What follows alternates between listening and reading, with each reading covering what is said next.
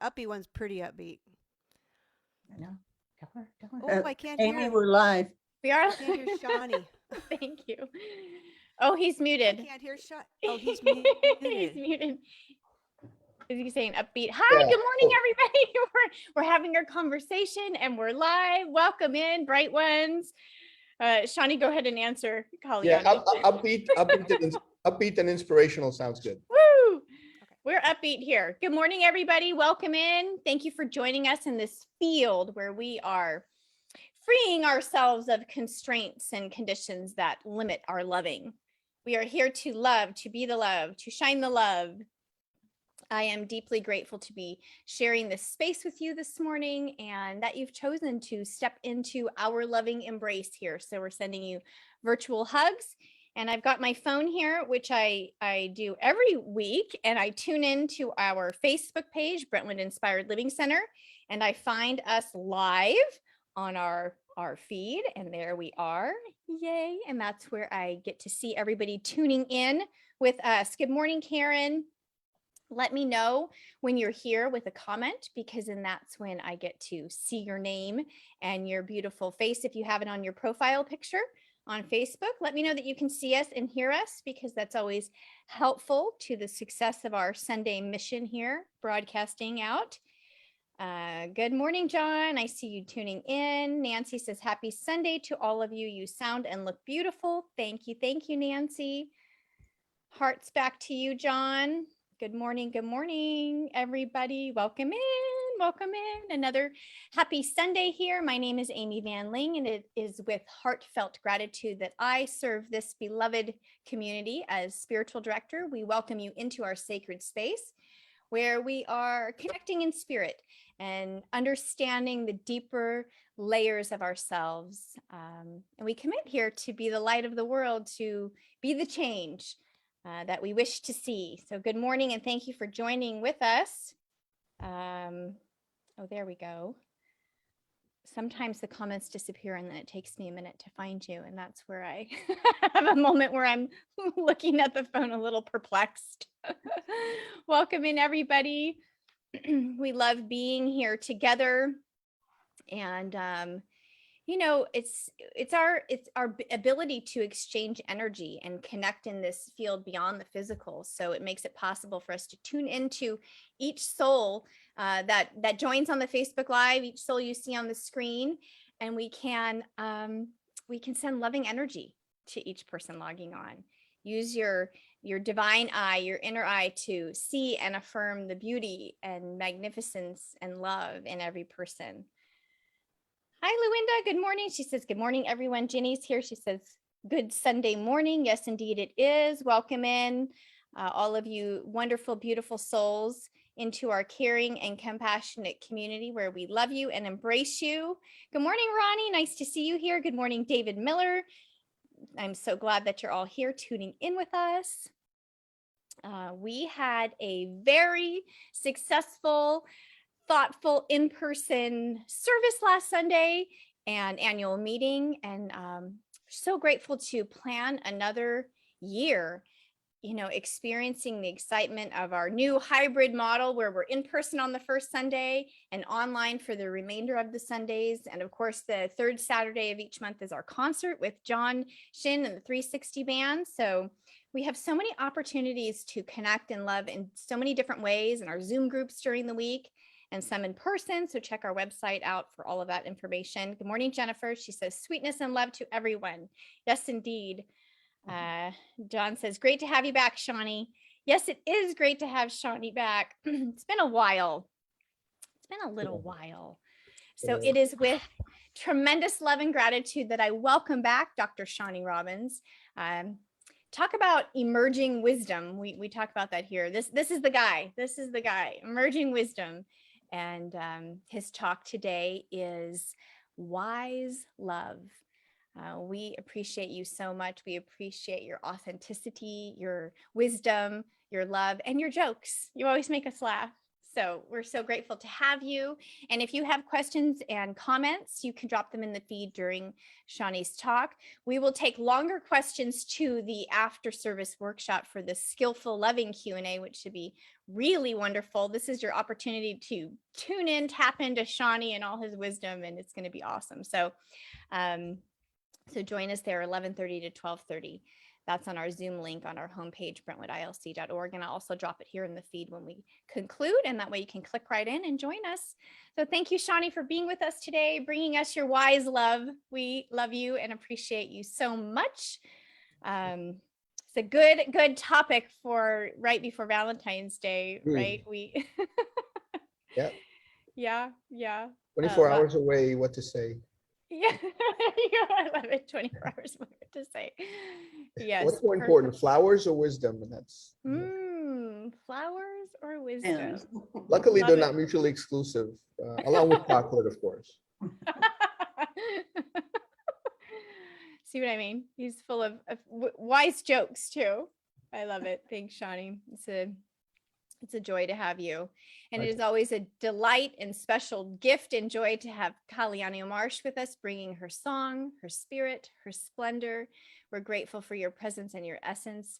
Dear one, you bring us a dynamic vibration with your music, and we're so, so grateful for you. And Bonnie is here. Our wonderful Bonnie is here to share our inspirational reading, our prayer of abundance. Thank you, Bonnie, for sharing your joy and your grace with us. We're grateful. We're grateful for your participation in our community and the love that you bring to us. And we're so blessed to have all of you here with us.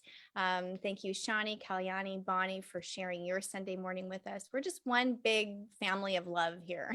I'm so grateful. It brings me so much joy. Thank you, each of you beloveds, for tuning in here online. I see you. I see you. Carol says, good morning, everyone. Nice to be here. John says, reminder that Dwight will be heading the concert music this month. Yes, it will be on February 19th. That's Saturday coming up, right? I don't know. I'm lost. My days are getting all mashed together. Bob is here. He says, good morning. Florence is here. Good morning, everyone. Siggy and Jim are here. Good morning, dear ones. Thank you. So nice to see everybody tuning in. Our theme this month is Love Prevails. So being that tomorrow's Valentine's Day, of course, it's just perfect.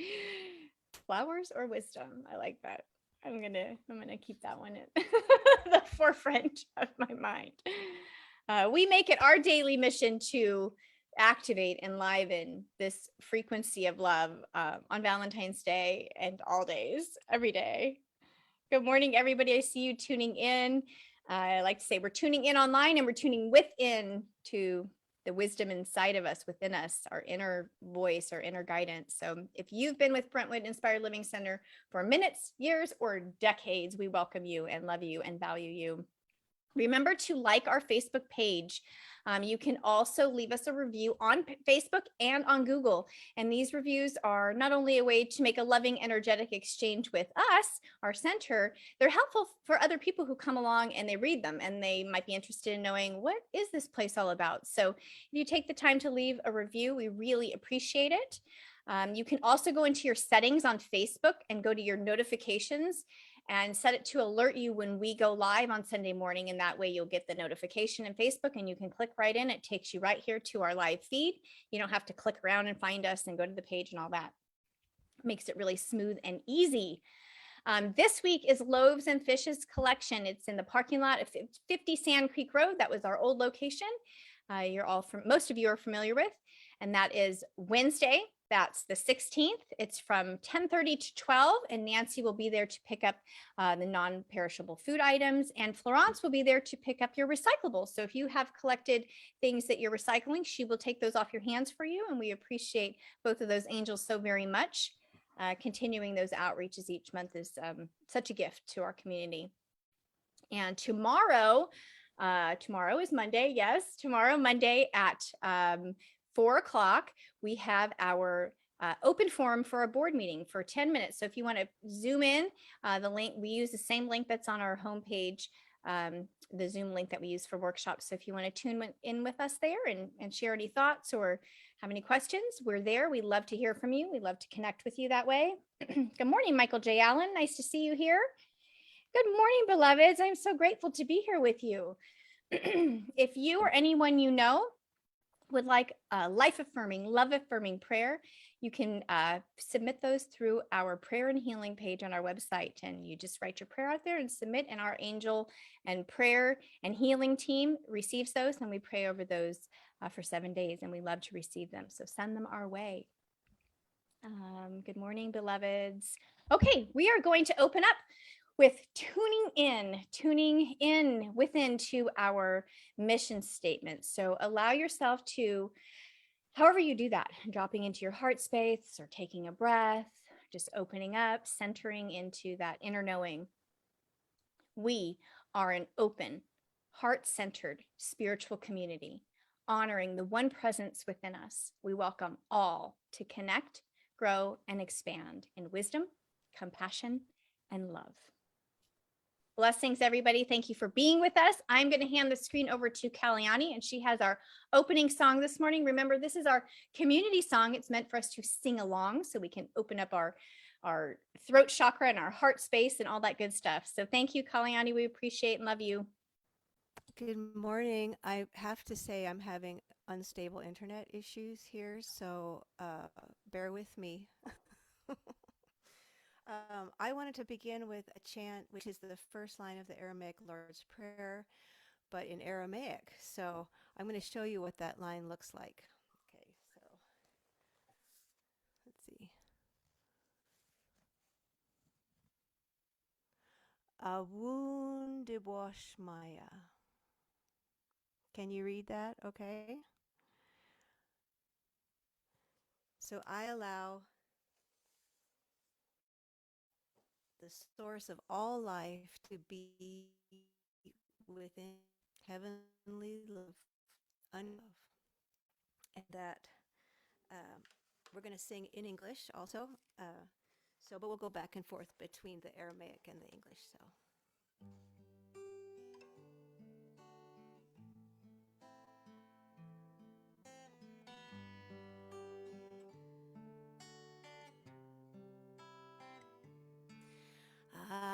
Abunde washamaya,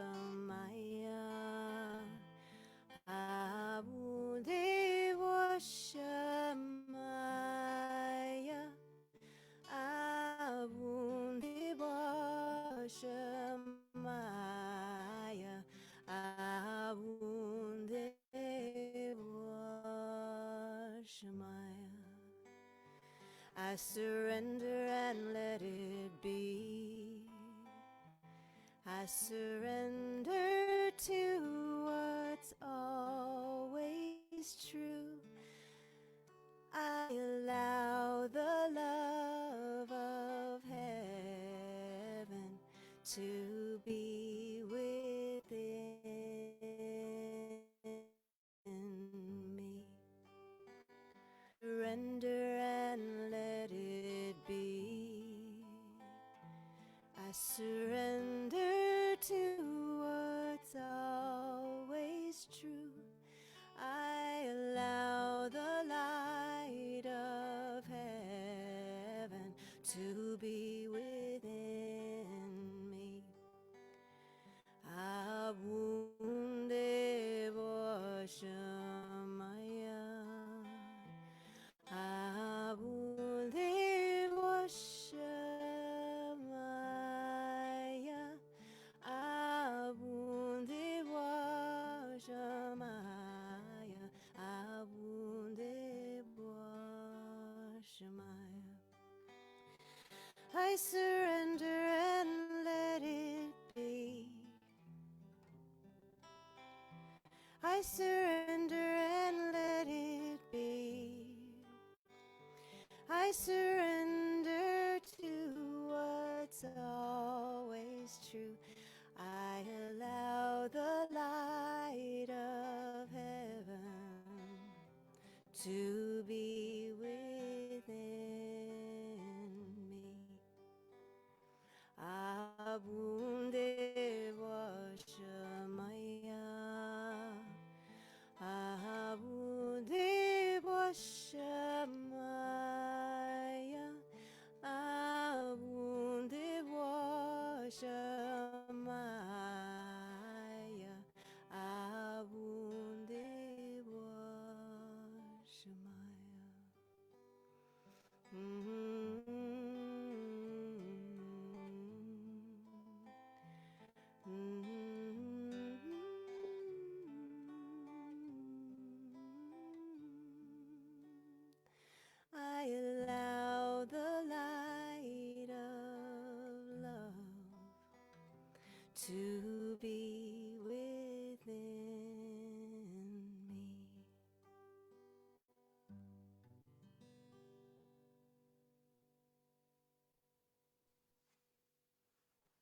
So beautiful. I allow the light of love to be within me. Receiving is a big part. Yes, you are right. Is it? So Thank you. Thank you, dear one. We appreciate you. Beautiful. I appreciate you. Okay. Okay, Bonnie, I'm going to hand the screen over to you for our selected inspirational reading this morning. Okay. Thank you. Good morning. This is the inspirational reading for today. And the theme for February, as you heard, is Love Prevails. There's a memory about love by a blogger named Sarah Beth. Childhood brings back so many memories for me. I can remember my big sister and I dressed up my little brother like a girl, putting hair products in his short blonde boy hair and dressing him in our dresses that our mom had made for us, the girls. I can remember my sister and putting pigtails in my dad's short military cut hair. I remember him braiding our hair. These memories are so special to me, but there are some that I carry with me every day.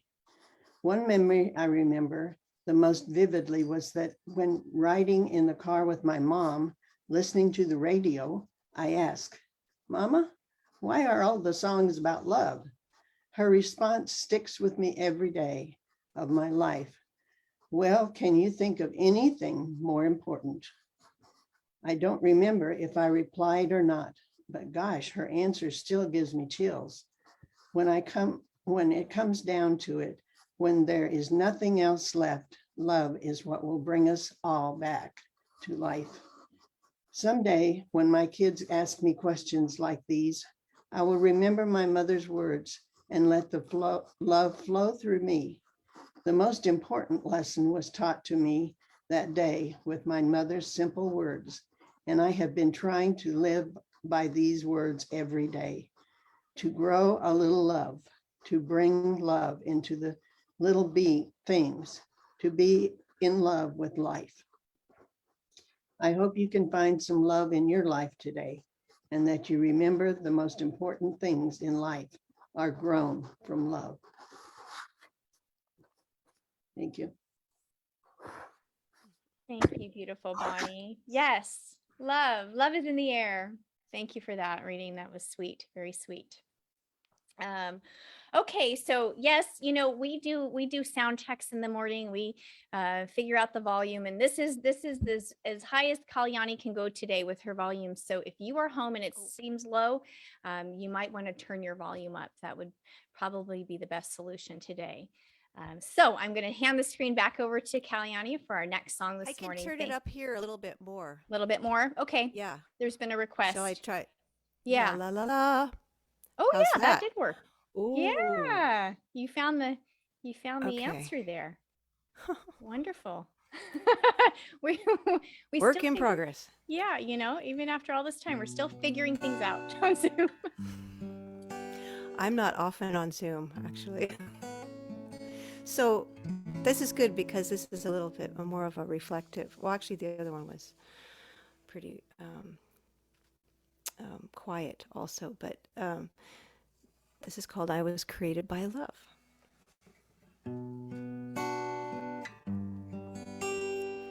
It's not too loud, is it? Okay.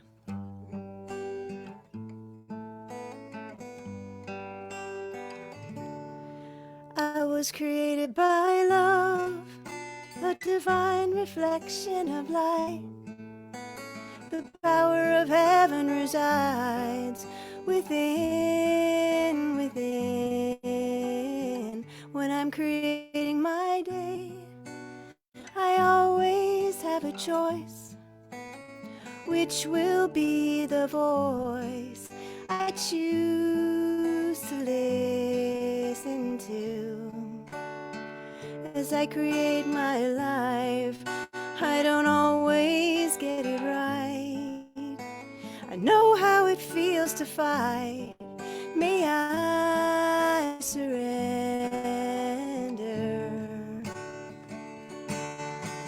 I call on the light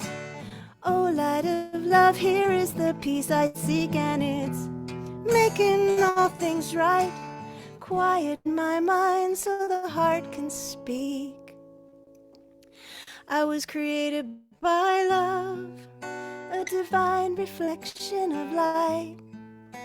The power of heaven resides within, a gentle stream of wisdom flowing through me. When I let it be, touches all creation. I call on the light. Oh, light of love, here is the peace I seek, and it's making all things right. Quiet my mind so the heart can speak.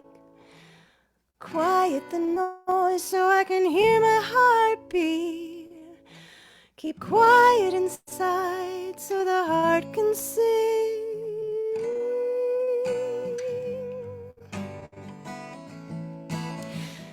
Sing it into being. I was created by love, a divine reflection of light. The power of love unites us within.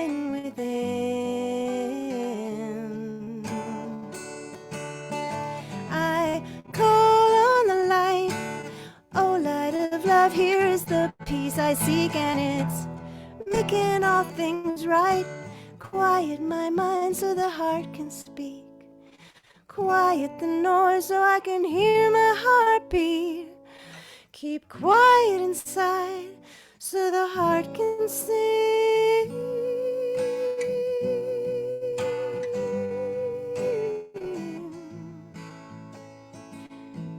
Power of love unites us within.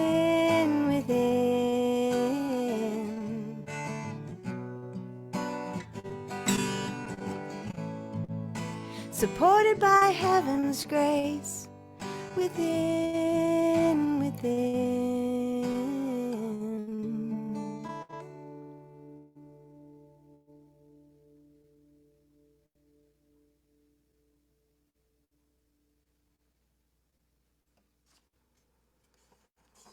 But tenderness. Thank you. Thank you for sharing that with us, KALYANI. How was the sound It was levels? wonderful. That was great. Oh, good. So however you figured that out with the sound and turning it up, it was excellent. Much Excellent. better. Wonderful. Thank you. Thank you. Beautiful. Beautiful. My pleasure. Okay, Bonnie, it's all yours once again for our blessing of abundance this morning. Thank you, dear one. Okay. Prosperity blessing today is in the Prayer of Plenitude. Good morning, my friends. I invite you to join me now for our prayer of plenitude as we welcome and accept the glorious abundance this day and every day. Take a deep breath. Breathe in love and light. Hold it gently. Now release. Release it slowly as you connect through your heart with our message of prosperity. We come together today, opening our hearts and our minds to the one spirit, the light, infinite mind, knowing that there is only one power and one life, and that is the life of spirit. We affirm that we are one with spirit, and there is nothing that is separate from this oneness. We are one with that infinite mind that was created, all that is. We know that the divine qualities of peace, power, plenty, wisdom are already within each of us, and we embrace those qualities now. We step forward into this new year with love and anticipation, standing in the truth of who and what we are, saying yes to our prosperity, harmony, health, order, love, and our amazing expansion. It is all its form. And with the greatest gratitude, we accept this transformation of consciousness for ourselves and our community. We know that it is done, and we give thanks now. We release, we let go, and we let Spirit do its perfect work through us. We trust the universe to provide for us, and it is done. It is so. And now, just a few announcements. Mark your calendar for this next Saturday, and Amy has already announced the in-person circle and music from the 360 band at 11 o'clock on February 19th. Remember, we are always on Facebook Live every Sunday at 10 o'clock with a workshop after the service from 11:30 to 12:30. Check out our Brentwood ilc.org website for upcoming speakers, musicians, book clubs, and discussions, ways to give back and know how to send in prayer requests. And please bring your recycled and donation for loaves and fishes to our previous site. It's on 50 Sand Creek Road this Wednesday between 10:30 and 12. Blessings and gratitude to all of you this day. Thank you.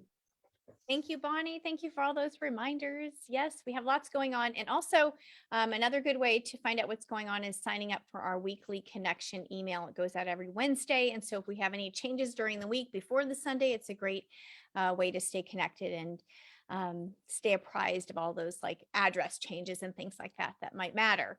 So thank you, Bonnie. We appreciate and love you. Kalyani, I'm going to hand the screen back over to you for our final song this morning. Thank you, beloved.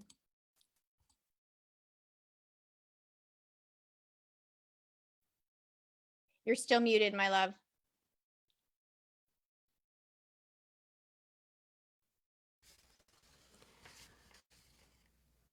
So I'm happy to be here with you all today. So I'm bringing an old song out for its 10-year anniversary. It's 10 years old. This song, Adamantine, and the words actually came from a dream, and I caught the end chorus of this incredible epic song in a dream, and I caught the chorus, and it said, "You're adamantine, yeah. You're adamantine." I'm like, what does that mean?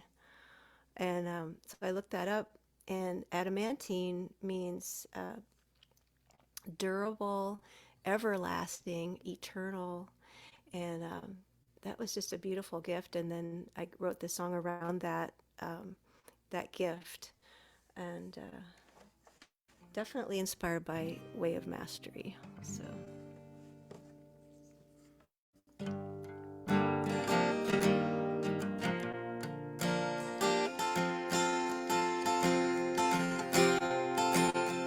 Are you ready to ask?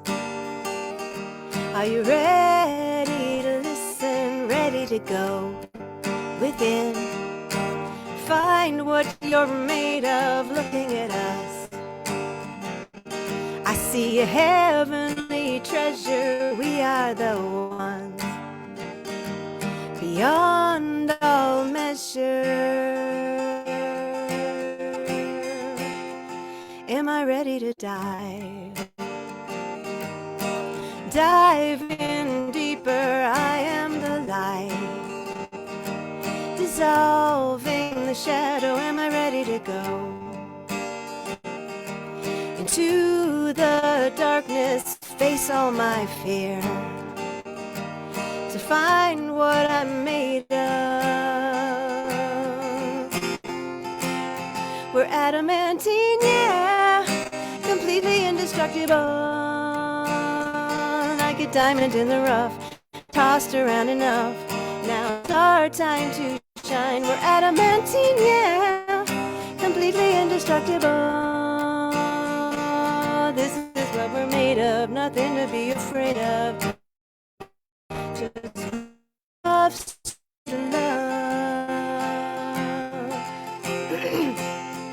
Am I ready to gaze up into the night sky? How could this be? Where Where do I come from? And the soul remembers the awe and the mystery. The soul remembers like a sunbeam knows the sun. The soul remembers we are stardust, we are one. The soul remembers we are born of eternity. We're adamantine, we're unbreakable, we're everlasting. We're adamantine, yeah, completely indestructible. Like a diamond in the rough, tossed around enough. Now it's our time to shine. I'm ready to ask, and I'm ready to listen, ready to go within. Find what I'm made of, looking inside. I see a heavenly treasure, we are the ones beyond all measure. And the soul remembers the awe and the wonder. The soul remembers like a sunbeam knows the sun. The soul remembers we are made of. The soul remembers we are stardust, we are one. The soul remembers.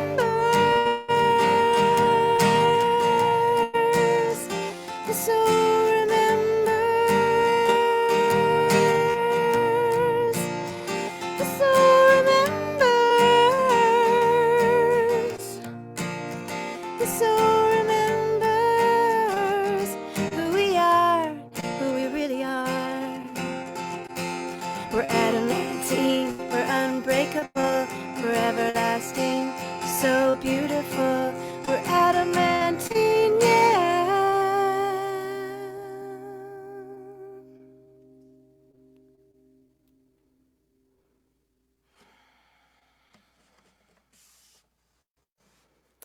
So beautiful. Do you have that one recorded? Yeah, that's on my Love is Who You, what's it called?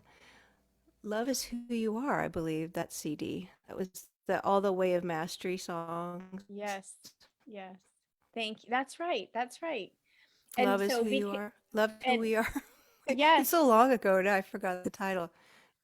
And so the Way of Mastery was on my shelf behind me. So I had to pull it out because it was a Oh, bit of a teachable moment this morning when I was, getting my computer hooked up here. I had this little inkling to pull this book down. It was kind of under a stack of books and I just sort of like brushed past it.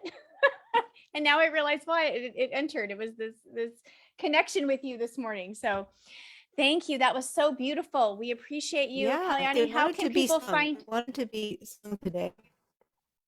Yes, Thank I you, can dear. feel that. I can feel Yes. that. How can people find you and get your To CDs? myself And first. always, right? Well, I guess through circleupmusic.com. Okay. And then if you go on SoundCloud, KALYANI MARSH, you can hear full songs and a lot of songs there. But I'm working on and I have some things on Bandcamp too. KALYANI on Bandcamp, KALYANI on Circle Up, which are the dance remixes of some songs. So there's danceable songs, and then the Aramaic chants are also on Bandcamp. So that's Beautiful. what I've got now. Well, thank you. You're So such a gift, and we you. appreciate you so very much. Thank you both, KALYANI and Bonnie, for sharing yourselves, your loving hearts here with us this morning and opening up this space of beauty and love. And we appreciate your grace and love so very, very much. Thank you for being with us Carry this morning. on, We love you. sister. We love you. Bless Brothers you. and sisters. Love you. Bye. Love you. Okay, everybody, here we go. We're ready to go. Hi, Tracy. Good morning. Good morning, everybody. I am here with SHANI Robins, dear friend to the Brentwood Inspired Living community and to me, sharing his deep wisdom and love with the world. Thank you for being here with us. Remember, you can drop questions and comments in the feed during his talk, but we're going to get to the longer, deeper questions in skillful, loving Q&A after it, from 11:30 to 12:30. I'm going to read you Shani's bio and then quickly pray us in and hand the screen over to our wonderful guest this morning. SHANI Robins, PhD, pioneered the field of wisdom therapy in 1998. He is a licensed psychologist by the California Board of Psychology and is the founder and director of the Wisdom Therapy Institute since 2000. He is an instructor at Stanford University Medical School's Health Improvement and Be Well programs and the director of clinical training at Sophia University. Dr. Robins received his BA in psychology and philosophy from UCLA, his MA and PhD in cognitive experimental psychology from UC Santa Barbara. He completed a 2-year National Institute of Mental Health postdoc at UC Irvine, PhD in respecialization in clinical psychology.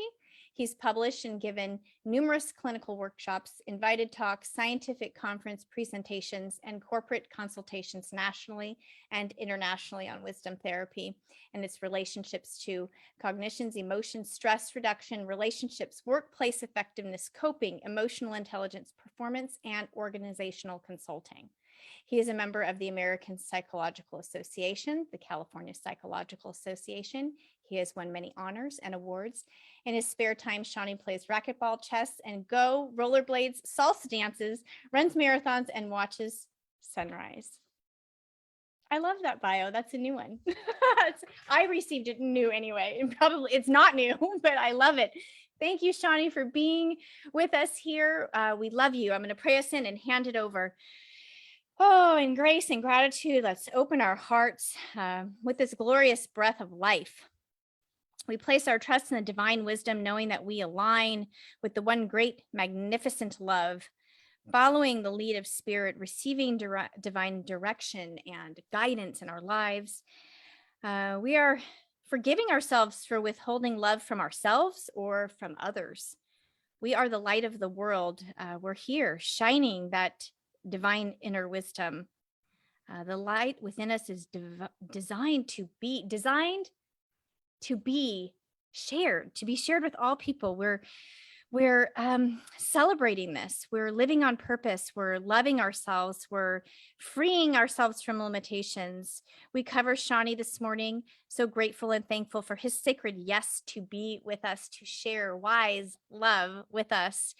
We open our hearts and minds to receive the message meant for us. We're united, one with the profound love available to all of us at all times. In gratitude and love, I release this prayer into the great expanse where the soul remembers. And so it is. Ashe. Namaste, everybody. SHANI, it's all yours. Wise love. Thank you for the invitation. Good to be with all of you today. The reason the title is Wise Love is not because the two, in my mind, are necessarily identical, but they overlap quite a bit and they're dramatically mutually enhancing. And arguably, it's hard to do really a good job of one without doing a good job in the other. So we'll start with that. In starting with that, talking about what are the goals of relationships, particularly intimate romantic relationships. And a lot of people clap at longevity. When you hear about people who've been married for 50 years, everybody's clapping. Yeah, but sometimes those 50 years are not pretty. And so there's always ups and downs in life, but the question is, what's the majority of the time, what's being done? So of course, there's going to be ups and downs in every relationship, but are the ups 20% or 95%? Big difference, right? So longevity, and throughout today's presentation, I'm gonna, as Amy said, bring in a lot of humor, because part of the problem in relationships is we take ourselves too seriously. And so addressing the issue of longevity, the guy says, my wife and I, we've been married 47 years, and not once have we ever considered divorce. Or the wife says, my husband and I have been married 47 years, not once have we ever considered divorce. Murder, yes, but divorce, never. So I'm not downplaying the role of, the tragedy of that sometimes actually is violence in relationships. It's horrific. I've been on a program of for a year during my postdoc. I volunteered for a year to do a project on domestic violence, where I partnered with the Orange County Superior Court to look at 10,000 files of domestic violence and did the analysis on that and to help prevent it in the future. And so I'm very aware and sensitive to the injustices around all that. And yet we still want to be realistic, the fact that it happens. And so sometimes when we bring levity to things, it's not to diminish it. That's an important point. Marriage itself, love itself. It's to be able to also take anything in life and bring some balance to it. And so it's in that spirit that we're both talking about the serious aspects of things, acknowledging that, and also recognizing we can still bring humor to anything we want in life. And so it's in that spirit that we're talking about some of these things. Some of the things in relationships that people take in different ways. So here's a couple of fun jokes about two people interpreting things a little differently. The husband says, "I was a fool when I married you." And the wife says, "I know, dear, but I was in love, so I didn't notice." So that's a very full two sentences about decades of a relationship and cynicism and some contempt. And it's still bringing humor to it, but John Gottman's work on relationships informs us, and he's probably, if you're interested in what are the gold value readings right now in the literature and psychological science and relationships, John Gottman, my opinion is if you ask 100 psychologists, it'll be on at the top of most people's lists. There's a few other. Harville Hendricks is another one from the 1980s and 90s. Our friend Fred Luskin wrote a focus on forgiveness, wrote a book on forgiveness and love. So there's some of these readings that are phenomenal. One, I see a lot of couples in private practice, and one of the things, so they come in desperate to do a good job and to try to turn it around and reduce conflict and so on. I say, great, here are 2 or 3 books that if you read these, we'll go from 0 to 60, nothing flat, and it'll give us a lot of material to talk to. It'll save a lot of time and speed up the healing and the progress forward. And 3 to 6 months later, they haven't cracked a single book, even though on the front end, they're saying they're desperate for change. So some of what we're going to be talking about today is just actions instead of just motivations. Motivation's great. It's like I want to be fit, but I can't just drive by a gym to be fit. I actually have to stop the car and walk in and do a few things. And I have to do it every day or most days. So once or twice is not enough, and all the good intentions in the world are not going to be enough. It's a good start, but that's the first 5%. The 95% is actually doing it day in, day out. So everything we're talking about today, in my mind, I see love and wisdom both as skills, practicable skills. The mind and the body and the brain will get used to whatever we practice. If we practice anger, we'll be on a hair trigger for anger. When I do anger management in private practice, folks say, I don't know what it is, just the smallest thing just sets me off so easily, I barely notice it. And I say, I'm just curious, how many times have you been angry in your life? It's kind of a weird question. If you do the math, well, I don't know, a couple of times a day, 365 days a year, about 1,000 times a year, over 30, 40 years, 30, 40,000 times. Imagine any skill that you try to pick up, like tennis. If you swing a tennis racket 40,000 times, you'll be pretty good in tennis. You no longer have to think about your serve. It's all automatic. Why is anger automatic? We've practiced it tens of thousands of times. If we practice love tens of thousands of times, that will be automatic. So, it takes awareness, practicing the different skill sets. So many of you have heard some of the talks we've given in the past, but if you think about what wisdom is, breaking it down to some of those skill sets, so mindfulness, emotional intelligence, just gratitude, humility, empathy, compassion. if we just start looking at these kinds of skills and what they are and how they apply. So for example, emotional intelligence, how do we read something that's happening in a relationship and how do we interpret that? So here's a good example where the emotional intelligence is not that high. So a woman gives her husband the silent treatment for a week. And if you look at Gottman's work, the gender differences typically go in that direction. The male sometimes gives the silent treatment and so on. And then the other person gets reactive to that, and so-called stonewalling and other dynamics. So in this case, we'll go to the woman's side, but it can go in either direction, obviously, gender-wise. A woman gave her husband the silent treatment for a week, at the end of which he says, hey, we've been getting along pretty well lately. So there's something wrong with that, right? And it's, when you first hear it, it's funny because it's like that, just clearly that doesn't sound skilled. And yet from his point of view, they stopped yelling at each other for a week. So that was a good move. At least there's that. And sadly, that's where most of the field is, yelling and name calling. I can't tell you after how many times in 20 years of doing couples counseling, how many times that had to be the initial goal. Can we just slow down and stop the yelling and name calling, just as a blanket rule? So today, let's start with that and just name that.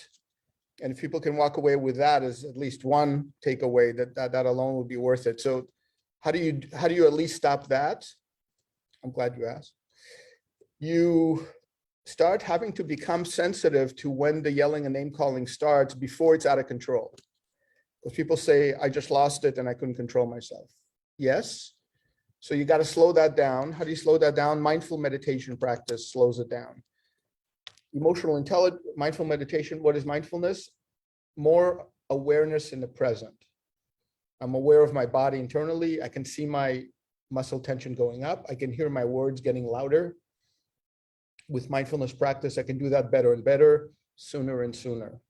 I catch it sooner. What that means, my emotional intelligence is not going up because I can catch my anger at the frustration, irritation level before it gets to anger, much less rage.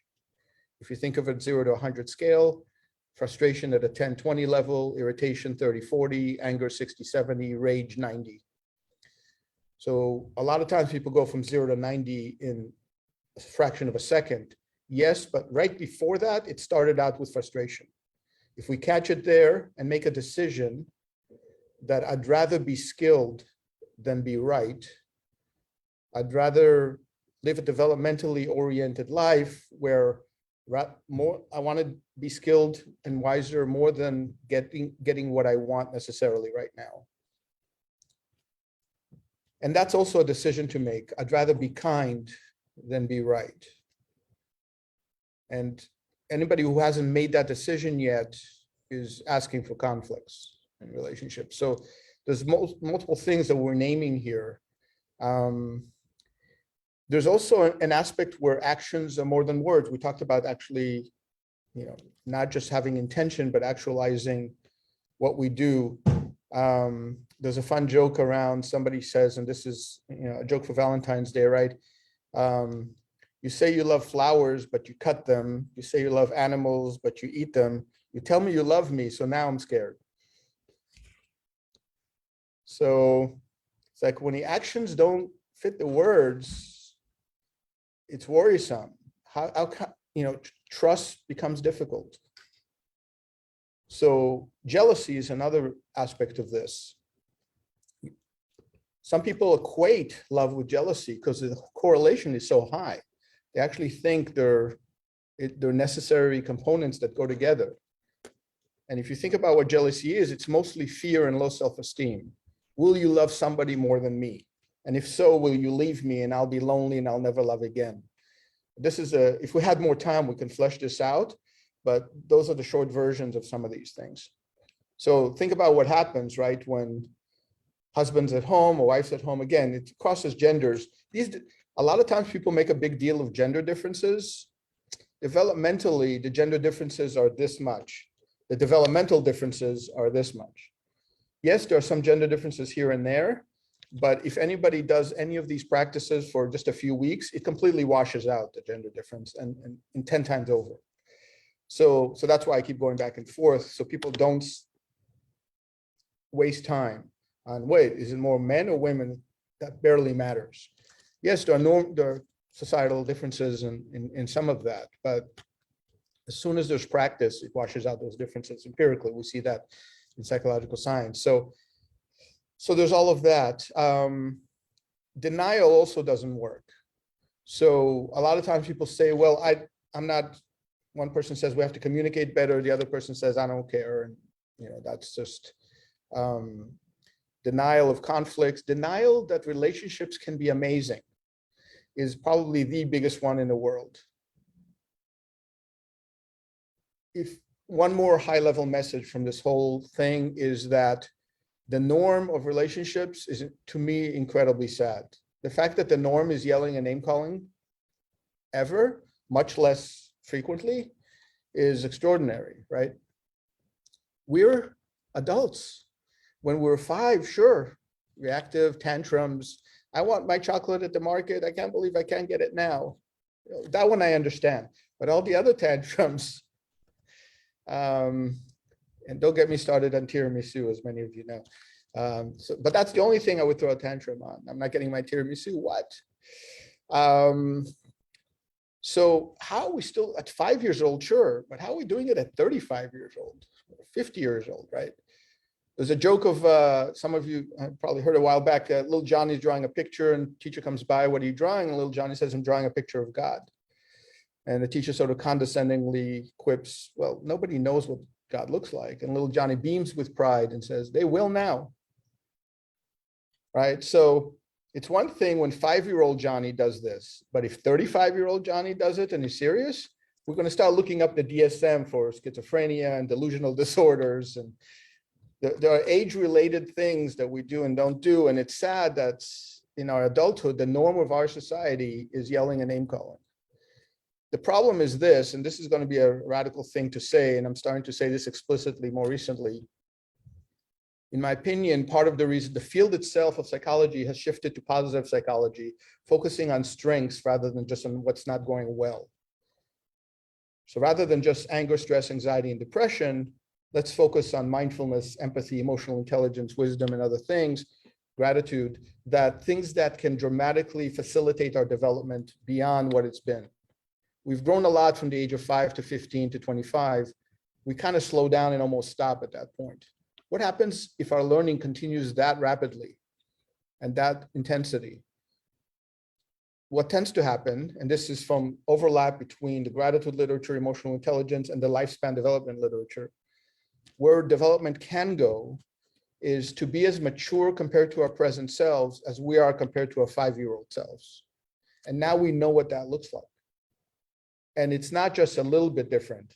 It's a complete radical. It's like, imagine a 5-year-old driving, running a company, organizing their life and responsibilities. It's almost hopeless, right? I mean, it's inconceivable to imagine a 5-year-old doing all that. Exactly.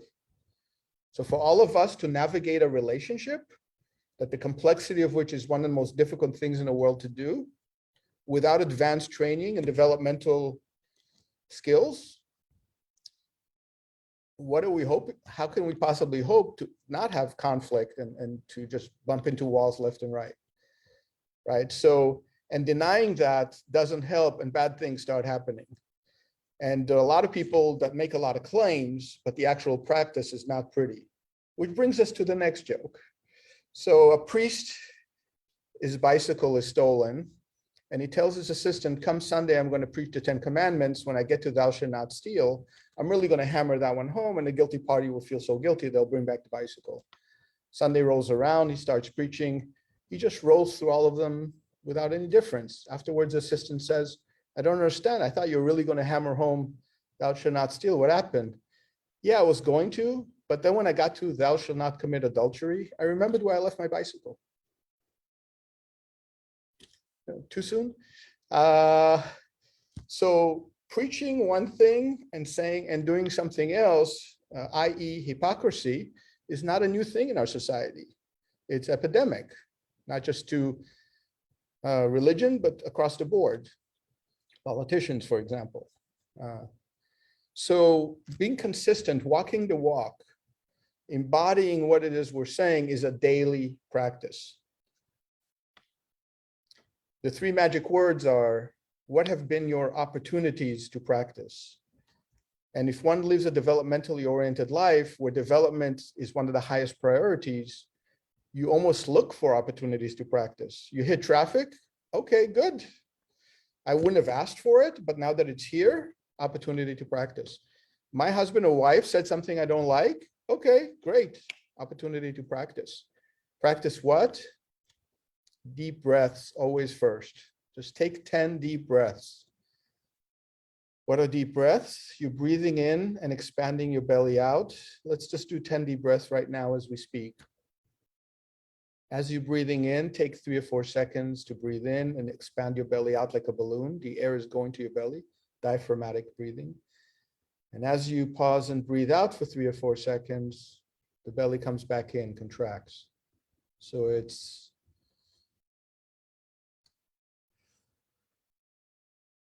that was 1. Let's do 10 of those. And as you're doing those, you can close your eyes and visualize a peaceful place like the river or the ocean or forest. Just notice the beauty and the safety of the place you're visualizing.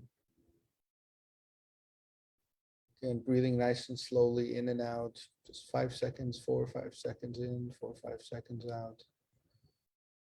Slowing it down, lowering the breathing to your belly, giving your body a chance to relax, almost like you're giving your body permission to relax. And then bringing in a little bit of gratitude. What is it that something you appreciate or a person you're very grateful for in life? And feeling that sense of gratitude and appreciation for that connection. As your breathing is nice and slow, and any other thoughts that come, you let them come and you let them go. And you bring your attention back to your focus of appreciation and gratitude. Let's do 2 or 3 more breaths with that.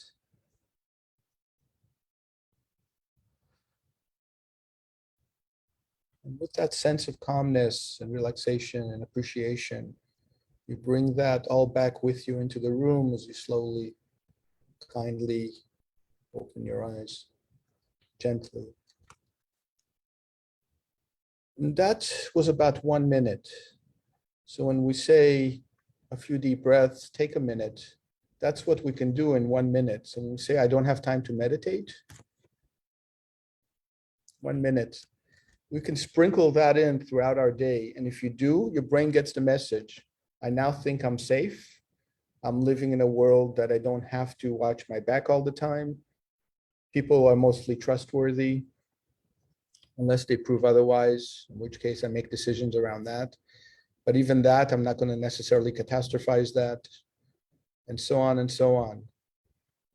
So we have to practice that. And in that 1 to 2 minutes, we now have a space that we're not reacting. So not only are we calming down, we can now ask ourselves, what did I expect from that person or from myself or from that situation? Was that realistic?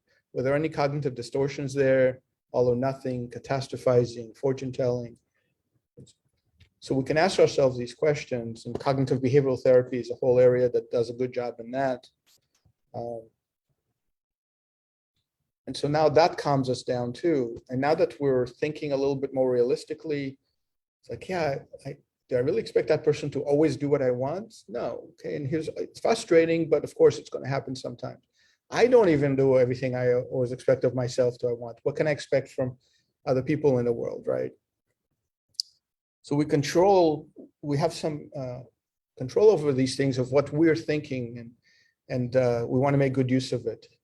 The other thing I wanted to talk about is the interaction of relationships at high levels, in terms of ambition. So relationship doesn't have to be just reducing stress, anxiety, and anger. It can be extraordinary in love, nurturing, affection, support. And when that goes to high levels, you almost need a different word To call a relationship that's the normal relationship and to call what's possible a relationship, it almost it almost betrays what the difference is, because it's a Grand Canyon away of the difference. When mindfulness is very high and we observe rather than react and are able to stay effectively very present, which adds to emotional intelligence, which means the empathy goes up, and now we're very empathic to what the feeling of the partner is. And we don't have too many fears because we're more realistic, and most fears are very unrealistic and cognitively distorted. So we're sitting there with low fear, high empathy, very mindfully aware of our partner in front of us. Do you really see that person starting to yell and scream? It's a Grand Canyon away from yelling and screaming. In fact, it's phenomenally loving and nurturing, where even one iota of our partner feeling disturbed kicks in tremendous empathy and compassion. Are you okay? What's going on? Is everything okay? Are you feeling down? Is there anything I can do to help? If that's automatic, there is no room for yelling and screaming. That fills up. So love and everything around relationships can be filled with that. Sexuality is part of romantic love. And a lot of people, well, there are little different forms of sexuality and different forms of, some people, there could be a pleasure part of it. There could be recreational sex and things like that. And that's fine. There's no need for judgment around that.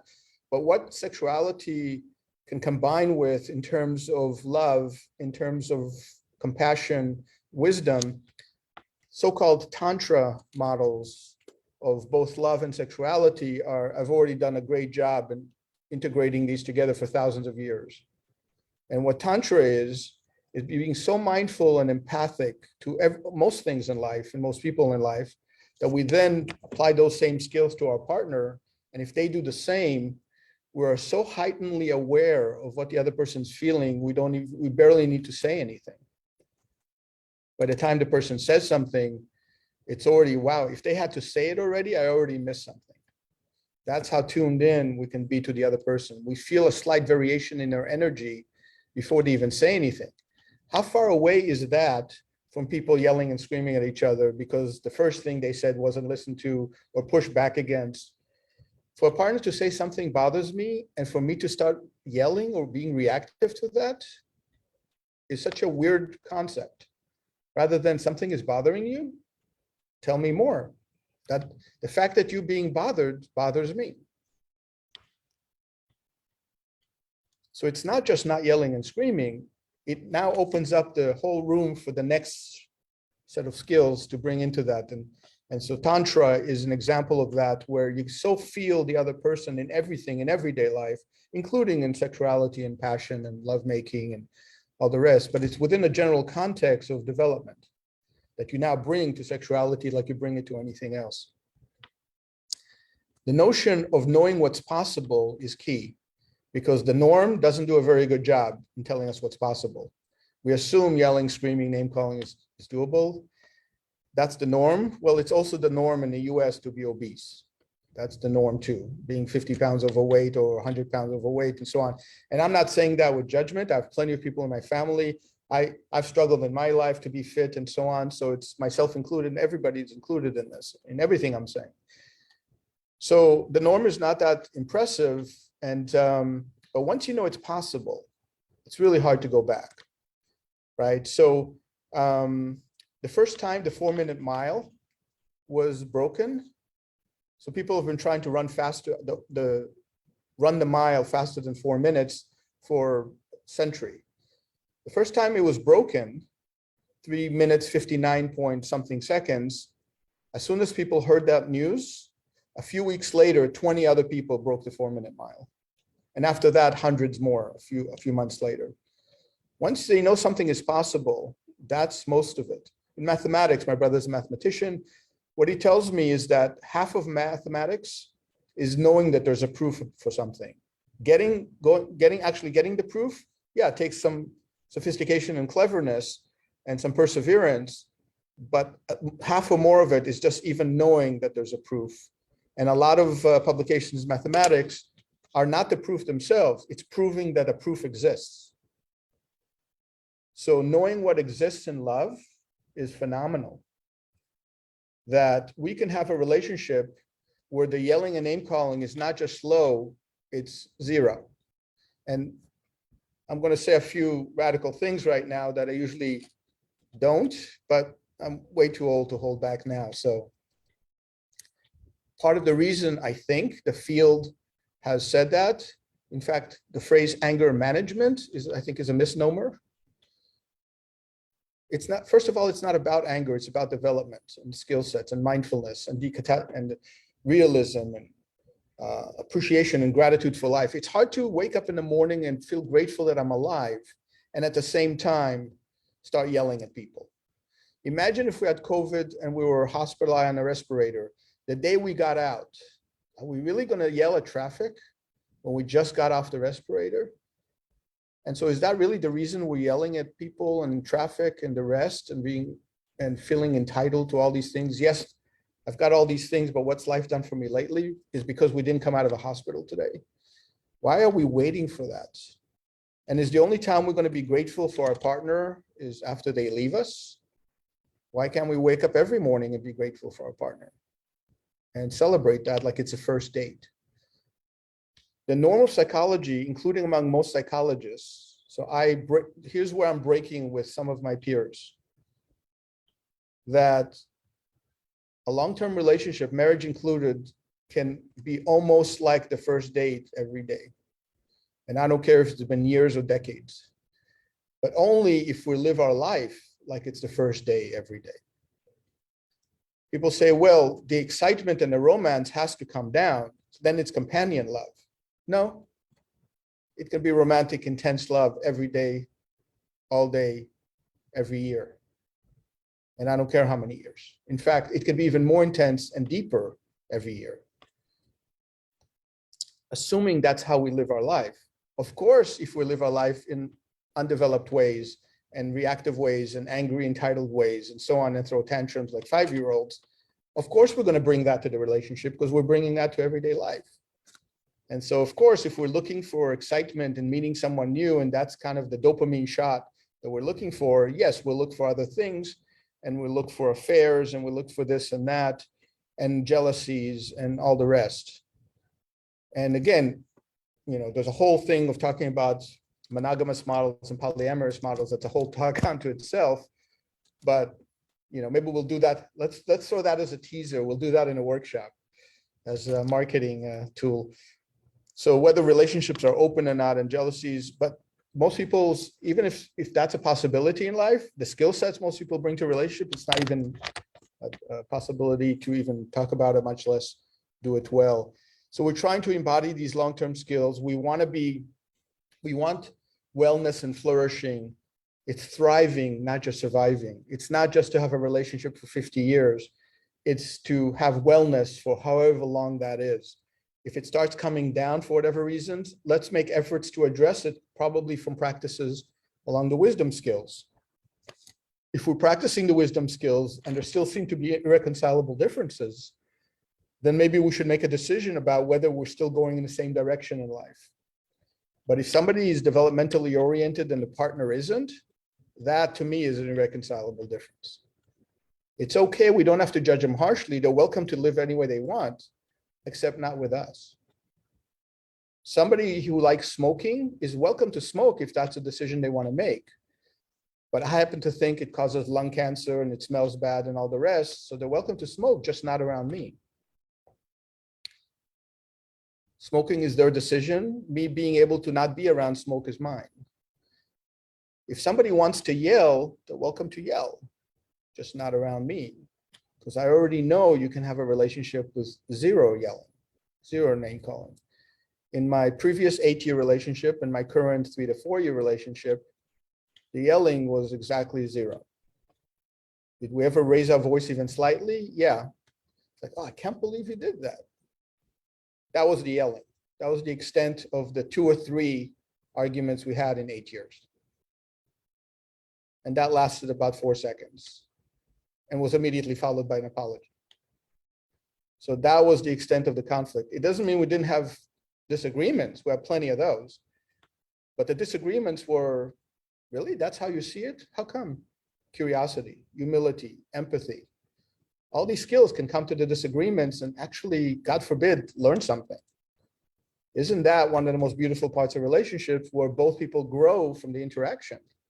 So if your partner disagrees with you about something, that's a beautiful thing. You may actually learn something from that. I may actually learn something from that. My partner disagrees with me. It's interesting. It's curious. Except, instead, it goes into the direction of reactivity and so on, and that gets practice. One of the things someone humorously said, I think I heard it in a stand-up routine a while back. The woman says to the guy, I love you even more than I'm annoyed by you. And that's a lot. So it's not that some annoyances are not there and so on, but the frequency makes all the difference. I'm arguing here that with advanced skills and practices, instead of being couch potatoes, we can be marathon runners. We may not make it to the Olympics, but we're not going to be obese. And we'll probably get, halfway to the Olympics in terms of shape. So that's it's right there. What's the practice? Our partner says something we don't like. Just a few deep breaths. It's like, why would he say that? To not take it personally, personalization, to bring empathy. They must be feeling pretty bad to say something like that. At some point, if all of these practices are not working, and I know we're almost at time here, if all these practices are not working, then a decision has to be made, right? We want to give multiple chances. We don't want to just cut and run at the first fight. It's like, but if somebody ever yelled at me, not only would I say, let's take a break right now and talk again. And here's something I recommend to everybody as an interim skill. As soon as the yelling starts, any insults, any yelling, as soon as one raises their voice, let's take a break and talk again more kindly to each other when we're both calm. That alone would cut down your conflicts by 50% or more. What a simple rule to engage rather than sit there and yell at each other for hours. How does that happen?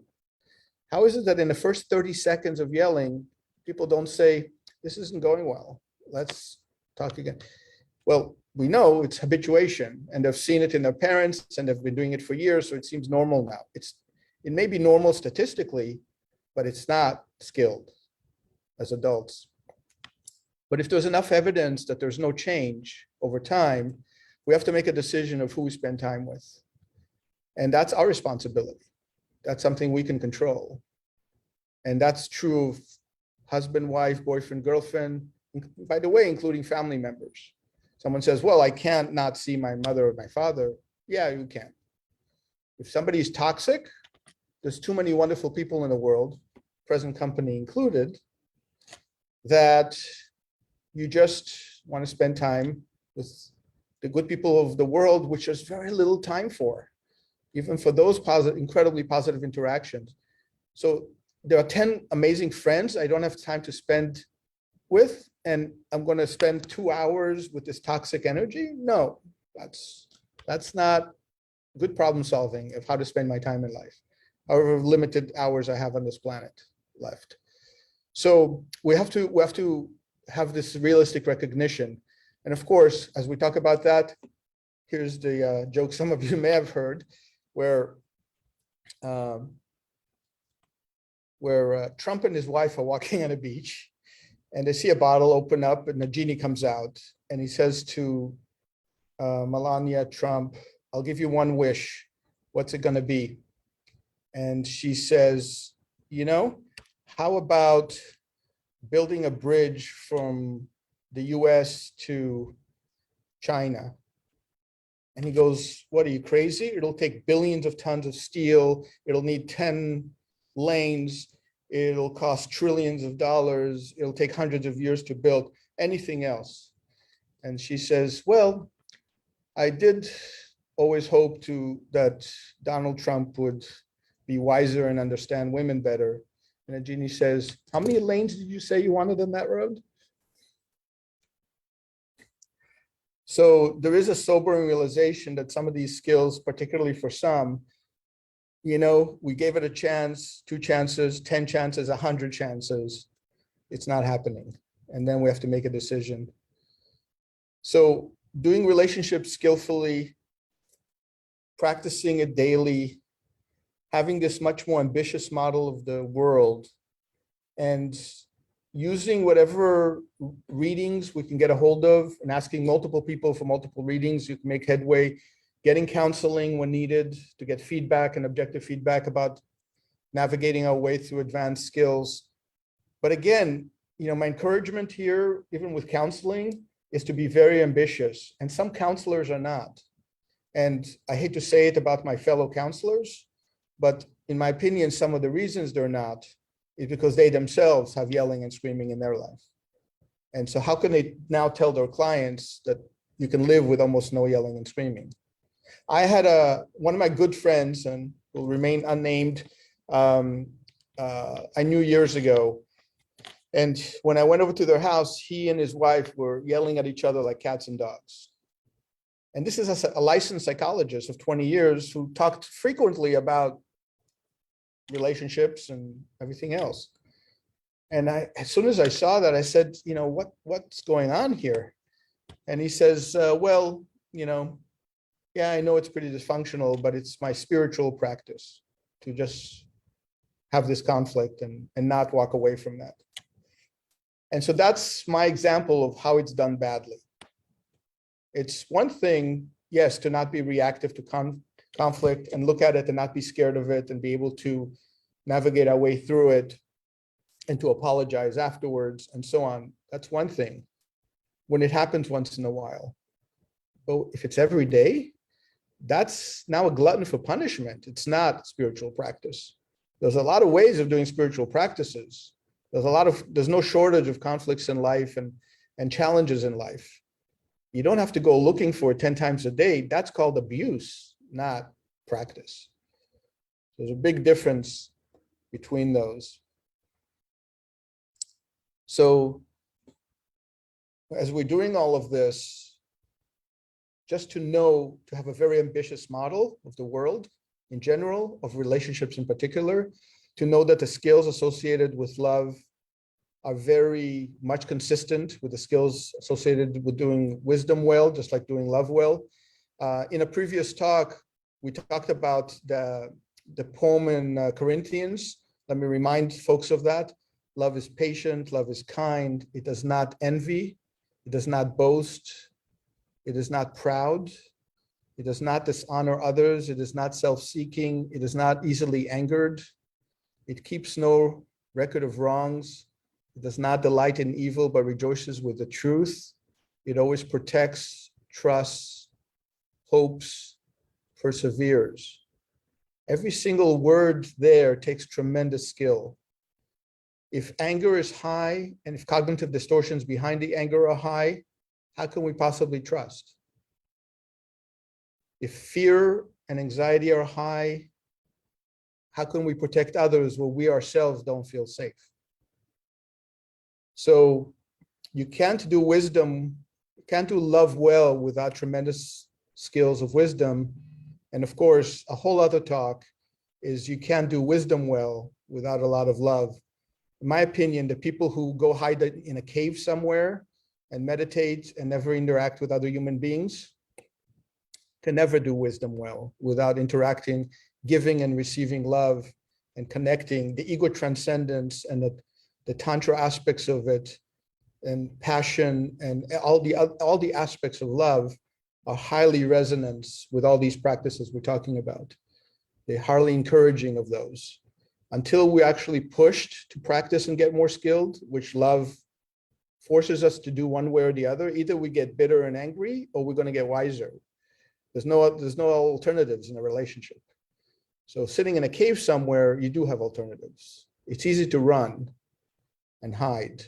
But when you're in a relationship, there's nowhere to hide. So either you get more skilled and wiser or you get conflict. And so probably to finish this off is some of you have talked about this joke that is one of my favorites. It has two parts. Buddhist monk goes to a New York hot dog vendor and says, make me one with everything. That's the first part of that joke. And of course, it gives him the hot dog vendor $20, and the hot dog vendor doesn't give him anything back. And the Buddhist monk says, but wait a minute, where's my change? And the hot dog vendor says, change comes from within. So that's that piece. And lastly, as you could see, more than anything else, this stuff is a daily practice. Every time you don't get angry at something, or you catch your anger at the frustration level, take deep breaths and practice gratitude instead. I know there's traffic, but I'm grateful for even having a car. And by the way, not even being in a hospital right now. I know my partner is frustrating right now, but I'm glad to even have this partner with me, and they're giving me this opportunity to practice. And I don't feel trapped. I can leave anytime I want, but let's give this a chance. And if at the end of the day it doesn't work, we'll part ways. One way or another, you can know that a year from now, you will be living a skilled life. Hopefully it'll be with this partner, but if it's not, that's okay too. And that's a decision we can all make, and it comes down to the practice. So the last joke, of course, is the tourist visiting New York and asking the native New Yorker, how do I get to Carnegie Hall? And the answer is practice, practice, practice. So, which is the most realistic and favorite of mine. So thank you for being and listening, being here, and happy to share this pre-Valentine with you.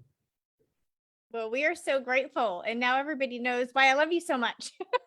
all the wisdom. And for sake of time, we're not going to do Q&A here on the live. I have just been jotting down so many things you've been saying, because it's all like truth golden nuggets that we should all have in our pocket every day. And so the three things I'm going to mention, one thing you did say that is so important, I think, is that, and I'm rephrasing, but unconditional love doesn't necessarily mean unconditional tolerance for abuse under the guise of spiritual practice. And I think sometimes in spiritual community, this can get a little fuzzy. Because, we're all in spiritual practice and in the space of unconditional love, loving one another. And so thank you for addressing that. I appreciate you bringing that up.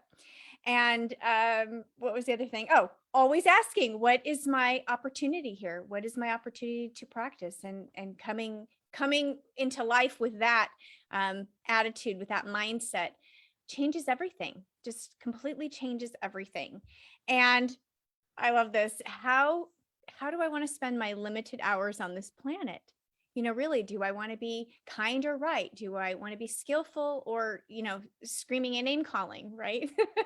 These are simple questions to ask that really can align us. So thank you, Shani. We love and appreciate you so much. So right now we have 5 minutes. Grab some tea, some water, an apple, and join us for the Skillful Loving Q&A. This is a time to ask Shani anything that you want to ask him.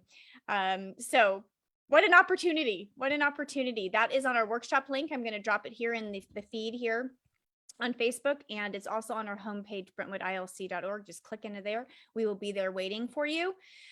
So thank you, everybody, for being with us today. Lots of love coming to you, Shani. David says, well said, skilled rather than right.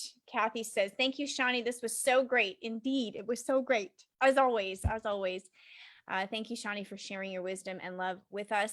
Pleasure to be here. Everybody, thank you for joining us in this collective creation. And thank you for your presence. If you feel gratitude for, inspired by, nourished by this community, please consider visiting our giving page on our website. Our center is 100% supported by your sacred exchange of love. And we're so deeply appreciative of this because it enables us to continue sharing and touching lives. And this is what brings so much joy.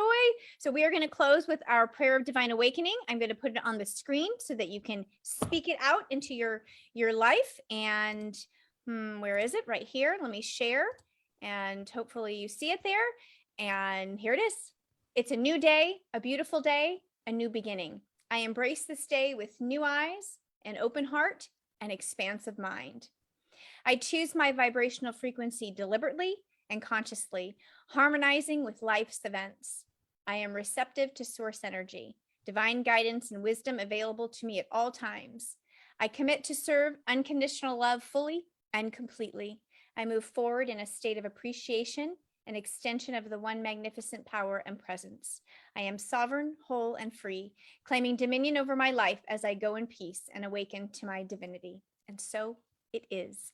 Thank you, beloveds. Thank you for being here. I'm going to see you on the workshop in like 3 minutes. Mwah! I love you all.